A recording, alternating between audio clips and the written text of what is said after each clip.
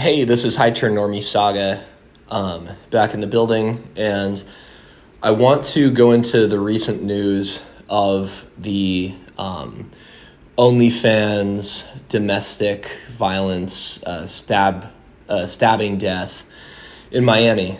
And so the woman involved in this incident was named Courtney Clenney, and then the man involved was Christian Toby Obumseli. I believe he went by Toby primarily. So this is in Miami, obviously sort of a high profile party town, sort of a look at me type of town, definitely where people go to stunt and flaunt what they got going on. And that goes for both genders there. So essentially there was a man and a woman, and he was a black gentleman and she was a white lady, and they basically had a turbulent relationship. And it sounds like he was physically attractive to her, maybe in the fact that like black guys were her type, and maybe he epitomized that for her. Based on his last name, it sounds like he might have been Nigerian, like his recent generations might have come over from that place, but I haven't looked into it enough to really corroborate that. And the cool thing about this type of channel is, I don't have to be so precise all the time. So, but that's just what his last name looks like. Basically, she stabbed him one time during, what sounds like what was a dispute, and he died, which is kind of, interesting that he died from one stab wound, because typically you wouldn't expect a smaller person to stab a bigger healthy person one time and for him to die. So sounds like it was just an unfortunate placement of that. It looks like, based on their pictures, it definitely looks like they were preoccupied with partying. Definitely looks like they were preoccupied with trying to interact with the finer things in life. It looks like the apartment that he died in was a luxury apartment, so at least it's like better to cry in a Bentley or whatever than to cry in a Honda Civic. So maybe it's better to die in a in a luxury high rise. It looks like his on a Blackpill note, like his face wasn't a Tyrone or anything. But it looks like he definitely was the type of like black guy that you would see in a luxury high rise. In terms of like the black guy that would be popular with the white chicks. And she definitely looked like a white chick who would be popular with just about everybody. She's blonde, and in our culture that goes a long way.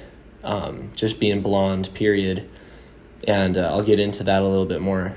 So basically, let me see here. So friends and family said that they were fighting a lot. So, what I glean from this story is that they were sort of going out, fighting a lot and drinking a lot, and sort of fighting in public, sort of being the dramatic, over-the-top couple that, people were saying that she would always pull him away, and then she would scream at him and hit him in the shoulder and stuff, which is, where it sounds like he ended up being stabbed. It sounded like an artery, under his shoulder area got hit. And so that would be kind of consistent with how she would attack him publicly. And, it looks like he was maybe about 6 feet tall or above, but I might be wrong about that. It's just a lot of pictures of her with heels. I imagine she's, 5'3" to 5'6", and, he's still a good 6 to 9 inches taller than her when she has heels on. So he might be rather tall. But imagine if he was attacking her in public. Imagine what would, be the response there. It would be the SWAT team on its way, for real, if that were to ever happen. But, of course, she can strike him with her fists, and if she were to get arrested, people would go, well, it wasn't a big deal. But she was an OnlyFans actress, we can say. She was an OnlyFans model, quote unquote. And, so she was sort of riding the wave of what the culture permits right now. And there's sort of a conference of several different factors right now that permit OnlyFans to be a thing.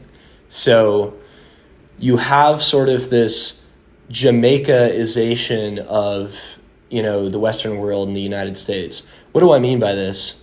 What I mean by this is like blatant sexual manipulation and hypersexuality is starting to become more and more of like a career path. It's starting to become more and more of like people will craft their strategy of how to provide for themselves, whether it's attaching them to someone or simply, or simply making money through it. That a lot of people will consider that a viable career path. A lot of people will consider that a viable range of behavior. Like, hey, if you got it, flaunt it. If it gives you an advantage, do it. It's sort of like prostitution becoming thought of as just like, well, yeah, second nature. It's just like it's sort of like Jamaica or like a third world country of that type, where it's like all the girls are just like I haven't been there, so I won't say that, but just based on like some stuff I see, it kind of seems like there's a lot less stigma about getting yourself by just being openly hypersexual and sort of manipulating in that way. And then also, you have the technology to enable this and to scale this. And then, those are really the main factors that have to be at work for this to be a thing. So it is a thing nevertheless. One funny thing about this case, funny in a morbid way, I guess, is like you have black women saying, I'm not going to cape for this Nigerian guy because he rejected black women in favor of a white woman. And so, I definitely wouldn't go so far as to say that, black women are like, involuntarily celibate by any means, because, no woman suffers that fate really. But black women are a lot of times definitely involuntarily pushed out of the relationship that they want more easily than, white women, for example.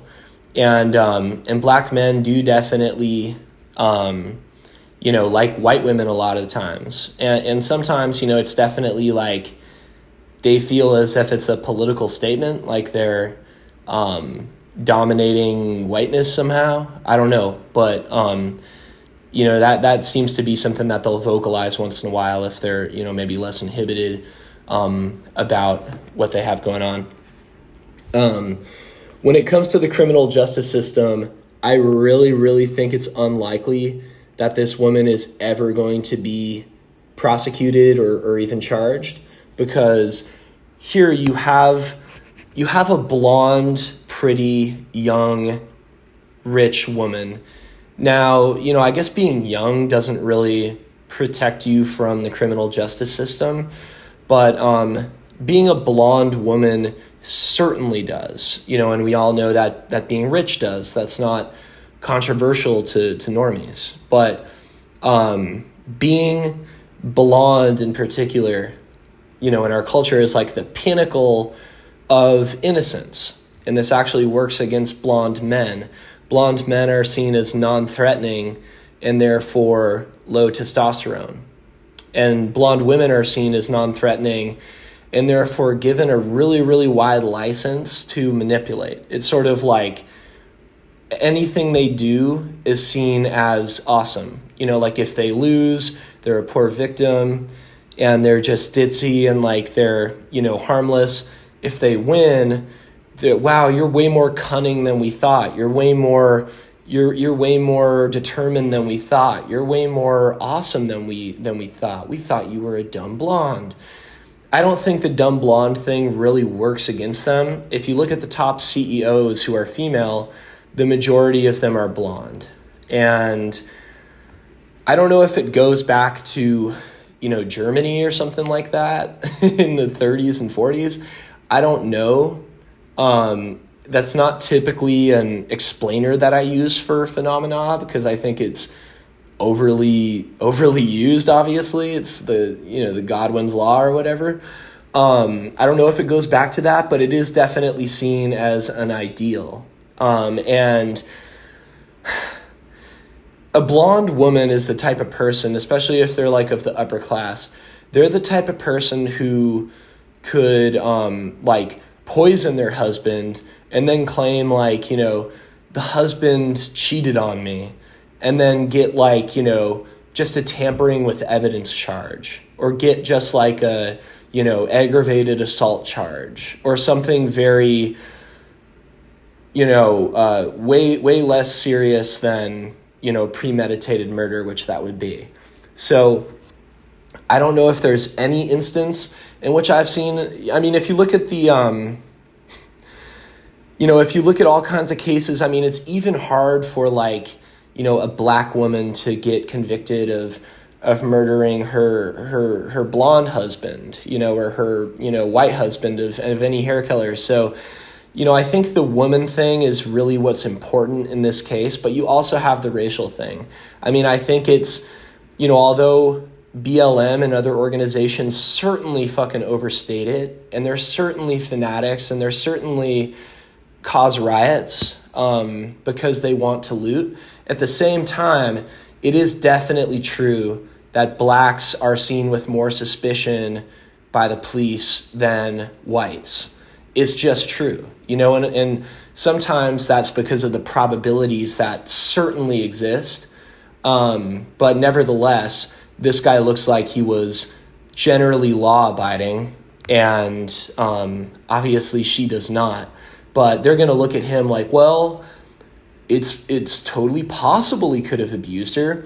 And a portion of why they'll think that is because he's black. Like if they were lesbians and he was a woman and he was black, they might think the same thing. They might think, oh, dang, it's only if the pressure gets put on this case from social justice warriors who are like a broken clock, twice a day they're right. They're going to accidentally be right about this case just because this case is egregious, kind of like the Amber Geiger shooting in Texas.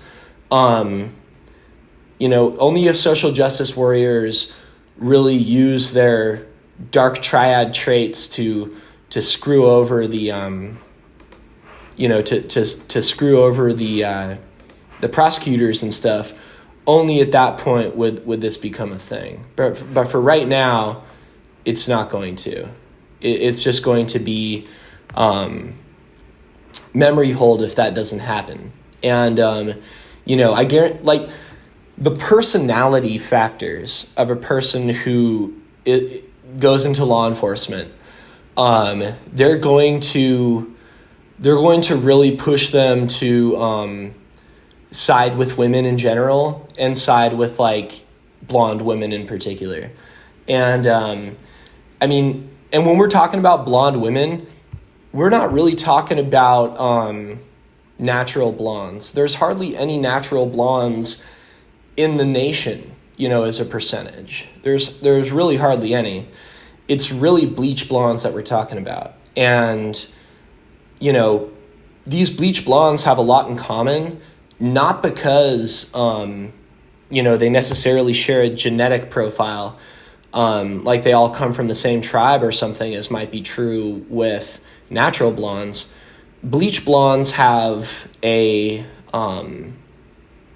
bleach blondes have something in common because there are common themes that are going to drive them each to dye their hair bleach blonde. And what they're really doing is they're looks maxing. These girls are looks maxing because whether consciously or not, probably not consciously, knowing them, they are aware that society is going to reward them for being blonde. They're going to have more latitude to make mistakes and manipulate their way out of it. And they're also just going to have more sex appeal, period. Because, there's a lot of theories on this. Like, blonde hair is kind of a rare trait. So if you're faking it, you look like you have kind of rare genetics. And that's something that people will gravitate toward, is like a, novelty in genetics. So I don't really know why men tend to be obsessed with blondes. I certainly don't share this trait. There's some blonde women who are fine, but I don't know. It's just a weird fetish that like almost everyone has. But and obviously this guy has it, and he paid the price, right? Toby, he it sounds like he was definitely putting up with a lot for it. But I mean, that being said, I've been in situations where my significant others in the past are dramatic like that, right? Like I touched on this in the borderline video. Sometimes, especially if you're drinking and you're partying and like you're abdicating your responsibilities at that time and you're really just like a party boy, they're kind of a match for you. Like you don't really give a shit that they're like tripping out or like hitting you on the shoulders and chest or like, trying to throw your phone or trying to crack open the code on your phone. You don't really give a shit, as long as like you don't get in trouble from like their disturbance that they caused. Like you don't really give a shit because like it just kind of adds to like what's going on. It's not necessarily like making you depressed or anything like that. So he chose the party lifestyle, during that time in his life, and that's his right. But, he chose that girl. Like he could walk away at any time, even if she brainwashed him or bamboozled him with her, extreme personality features. He chose that life. And so like, he's got to stop like coming around that apartment if she takes him off the lease. He's got to understand that like the justice system hates you, bro. They hate you mainly for the fact that you're a man, and some of them probably hate you because you're black. And so you need to really wrap your head around that, and you need to wrap your head around the fact that like her blonde hair and her little demeanor and her like power hungry personality tempered by this little girl act that she'll use to get out of the consequences of her behavior. This is an absolute recipe for winning every heart and mind in the United States, and you're not going to be able to manipulate her. You're not going to be able to manipulate people against her because she has looks maxed herself with that bleached hair into a position where she is untouchable, like the mafia, and you can't do anything about it. Like, you're not going to be seen as right. She could kill you in broad daylight, bro. She could kill you in broad daylight, and they'd be like, well, like, he was giving her the silent treatment. He was, he was like, not giving her his whole heart, or she was like abused by a different Chad or something like that. That's exactly what would happen. She could do it in broad daylight. She could say, I did this on purpose. I have no remorse. And, the worst that would happen is she'd get like a, fourth degree manslaughter charge or conviction or like a, lying to law enforcement conviction. But the jury would be like conflicted on the murder charge because like they know what she went through. And so, yeah, just that blonde hair, on a white lady, that really elicits a lot of sympathy from people. It just, to a lot of people, it looks like a little a little child or something, and it's just very endearing to them. I mean, to me, it looks manipulative and it looks dishonest, and so I've never been into it. It looks treacherous to me. And I think that Toby found that out the hard way. So he didn't deserve it at all, but I don't know, it's crazy. Let me pull up Rolling Stone here. An OnlyFans model says she stabbed her boyfriend in self-defense. Friends claim she was the abuser. Let me see here.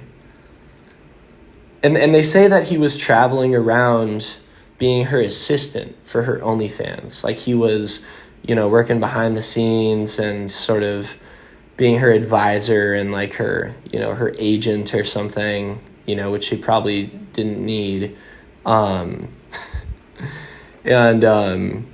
She stabbed him for it.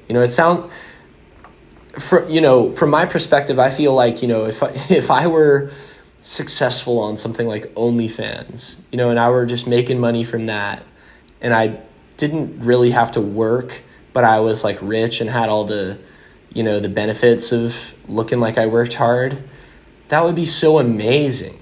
That would be so amazing. And I wouldn't have all this anger and hostility, but I guess when you have a female hormonal profile and, borderline tendencies and whatever, it's a little different.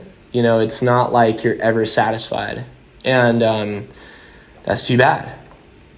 And, she could have 100 domestic violence convictions against him. She could have all that stuff, but I don't think that it would ever make her look guilty in a lot of people's eyes. It would be like, well, I know that there's allegations and there's instances of her abusing him every day, but on that day, I just don't believe that she would have abused him. That's how people would think. And so I think I've really, come at this topic from a couple angles. I'm not trying to overly beat a dead horse or anything like that. So we'll just end it there. But a very interesting case. I'll be very interested to see if she ever gets arrested. I highly, highly doubt it. I think a conviction is obviously even less likely. I think that we might see her be convicted of something like evidence tampering or witness tampering or lying to the police, something administrative that, the authorities don't think will stigmatize the poor little dear. So those are my thoughts on that case. Rest in peace to Toby. And, use this as a cautionary tale however you can. But, obviously not every time you go into a relationship with, someone who has issues that's going to happen. But anything's possible. So use your discretion. Bye-bye.